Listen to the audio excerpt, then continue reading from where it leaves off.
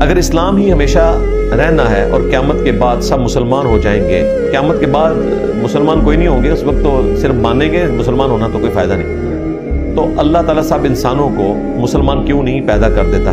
تو اللہ نے جن کو مسلمان پیدا کیا ہوا ہے وہ مسلمان ہیں آپ کی نظر میں، وہ پاکستان کے شناختی کارڈ میں مسلمان ہیں۔ کوشش تو ہر بندے نے کرنی بھائی، اللہ کی صفت عدل چیلنج ہو جائے گی اگر یہ کہا جائے کہ اللہ تعالیٰ نے سب کو ایک جیسے مواقع نہیں دیے۔ بظاہر یہی نظر آ رہا ہے، لیکن گیون سرکمسٹانسز میں جو حالات و واقعات کسی انسان کو دیے گئے اس کا ٹیسٹ اسی طریقے سے ہوگا، یہ ذہن میں رکھیے گا۔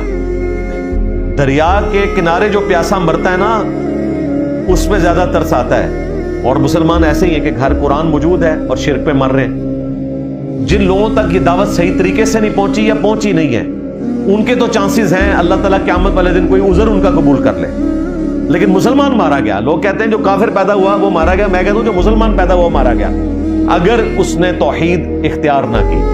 توحید اختیار کی تو اس سے بڑا کوئی خوش نصیب نہیں ہے۔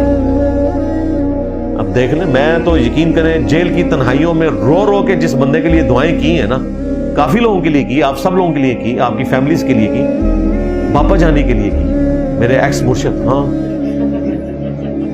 ایک شریف النفس انسان جس نے اپنی جوانی اللہ کو دی، دین اسلام کو دی، جس کو وہ دین اسلام سمجھتا تھا، وہ جیسا بھی تھا، آج وہ آلموسٹ 75 ایئرس کے ہو چکے ہیں۔ انہیں یہ خیال ہے کہ یہ جو کیلے آپ اٹھا کر لائے اس کے ساتھ چند کیڑے لگے ہوئے ہیں، ان کو ان کے گھر واپس چھوڑ کر آئیں۔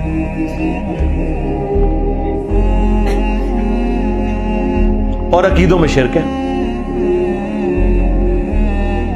کھیرا کاٹنے کا مدنی طریقہ وہ بتا رہے ہیں، نماز کا سنت طریقہ نہیں بتا رہے۔ نماز کا طریقہ انہوں نے قادیانیوں والا بتایا ہوا ہے آپ کو۔ ہاں، حنفی قادیانی، حنفی دیوبندی، حنفی بریلوی، قادیانی بھی حنفی ہیں۔